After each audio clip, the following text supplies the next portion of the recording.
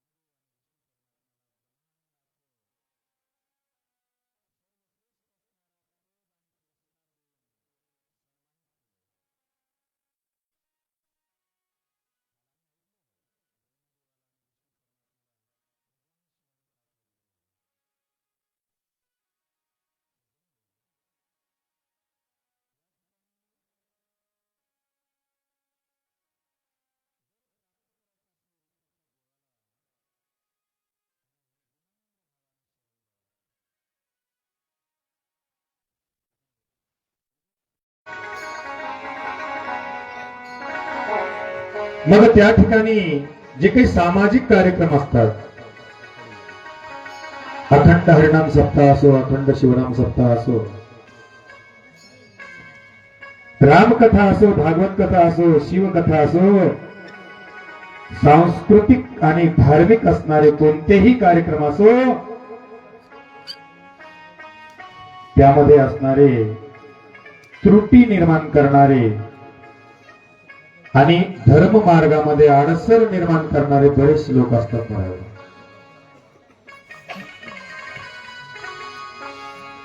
कारण का त्यांना त्याच्यामध्ये आनंद असतो. आणि म्हणून प्रत्येक सद्भक्तानं आपला अहंकार टाकून देऊन निर्मळ अंतःकरण करून आणि त्या देवाला शरण जायचं असतं. त्या शरण जाण्यामध्ये अनेक लोक टोचतात तुम्हाला.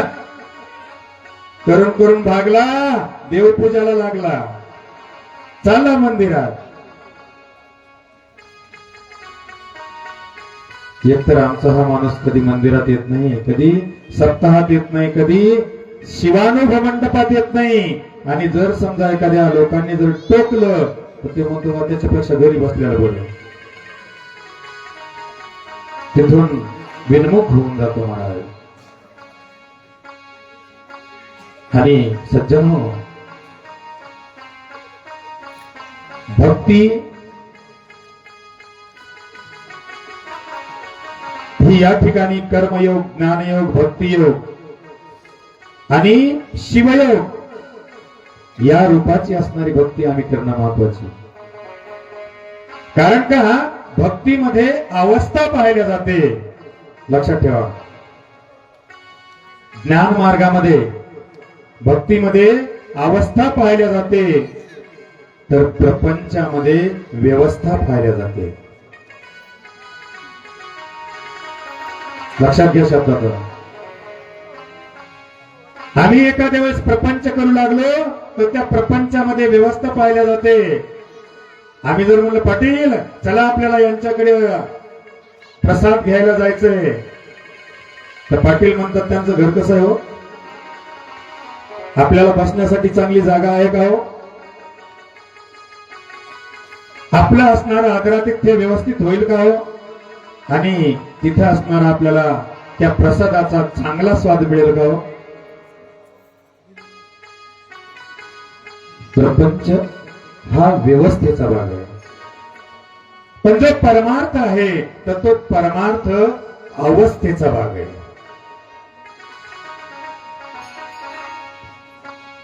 प्रपंचामध्ये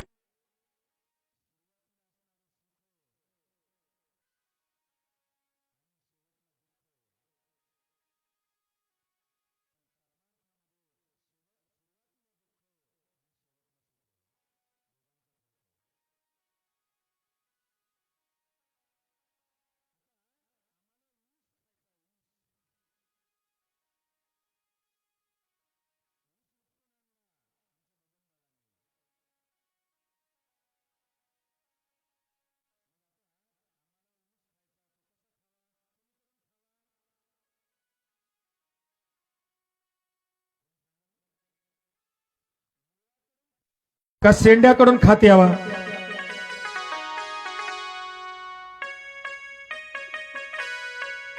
सोमवार उपास आहे काय की लोकायला. हर हर महादेव. सांगितलं सज्जनो, जर तो ऊस आम्ही मुळ्याकडून खायला सुरुवात केला तर त्या मुळ्याच्या बुडाशी असणारा अतिशय मधुरता आम्हाला प्राप्त होते. अतिशय गोडवा, खूप गोडवा. आम्ही मुळाकडून खात चाललो. एक कांड संपलं, दुसऱ्या कांड्याला चव कमी होणार, तिसऱ्या कांड्याला चव कमी होणार, पाचव्या कांड्याला चव कमी होणार, 10व्या कांड्याला एकदम बेचव लागणार. बरोबर आहे, लक्षात ठेवा. आम्ही जर बुडाकडून खात गेलो तर त्या मधुरतेमध्ये लुप्त होऊन नंतरचे जे कांडे आम्ही खात जातो त्यावेळेस ते बेचव लागत जातात आणि असं वाटतं की शेवटचे 2-4 कांडे राहिलेले फेकून द्यावेत, खाऊच नाही. हा असणारा प्रपंच सज्जनो, हा असणारा प्रपंच आहे. मी पहिल्या दिवशी सांगितलं, जितक्या आतुरतेनं नवीन असणारी पती पत्नी एकमेकांना आलिंगन देते, तीच पती पत्नी म्हातारपणी एकमेकांचा तिरस्कार करते. म्हातारं लय ताण देतं, जीव जन्मभर तेच पाहिलं म्हणती, त्याला ने तिकडं. आता त्याच्या विपरीत बघा,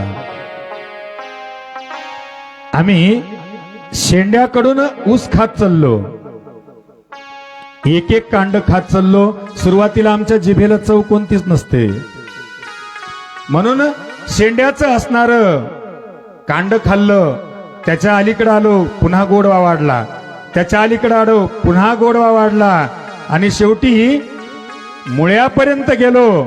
अतिशय अतिशय अतिशय गोडवा वाटला. असं वाटलं की मुळ्या सुद्धा सोडू नयेत. हा परमार्थ, हा परमार्थ. प्रपंच आणि परमार्थातलं असणारं स्वरूप आम्हाला लक्षात घेणं महत्वाचं महाराज. आणि म्हणून परमार्थामध्ये अनेक लोक नाव ठेवणारे असतात, त्रुट्या काढणारे असतात, संशय निर्माण करणारे असतात, आणि विटंबना टिंगल करणारे असतात. पण त्यावेळेला आपण असं समजायचं की देवानं पाहिलेली आपली परीक्षा आहे, आणि त्या धर्म मार्गामधून काटे असू द्या, खडे असू द्या, जसं एखादं संकल्पित वृत्त असल्याच्या नंतर ते पूर्ण करण्यासाठी तन मन आणि धन तीनही समर्पित केल्या जातं, त्याला परमार्थ म्हणावा.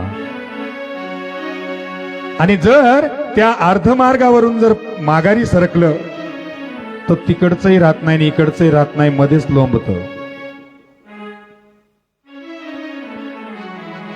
आणि म्हणून भक्ती करायची तर एक तत्वी नाम दृढधरी मना हरीशी करुणा. आमच्या ज्ञानेश्वरांनी हरिपाठामध्ये सांगितलं आणि त्याच्याही पुढं शैव संप्रदायात सांगितलं एकविध